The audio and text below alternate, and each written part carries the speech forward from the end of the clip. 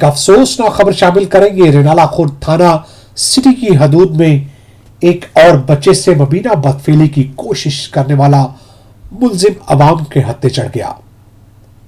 उबाशा मुलजिम बच्चे को 50 रुपए का लालच देकर मोटरसाइकिल पर बिठाकर वीराने में ले गया।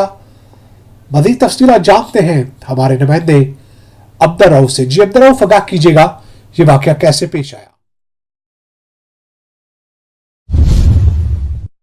जी, रेनाला खुर्द बस्ती अलीम टाउन में वाक़या टेलर मास्टर ने अपने कम उम्र शागिर्द को बुकरम बटन वगैरह लेने बाजार भेजा तो वहां पहले से ही ताक लगाए बैठा ओबाश मुलज़म बच्चे को वरगला फसलाकर अपने साथ नहर लोयर बारी दुआब की जानब ले गया और बच्चे को तशद्दुद का निशाना बनाया और इससे मुबैना बदफेली करने लगा तो अहले इलाका ने मुलज़म को पकड़कर खूब दुर्गत बनाई और मकामी पुलिस के हवाले कर दिया।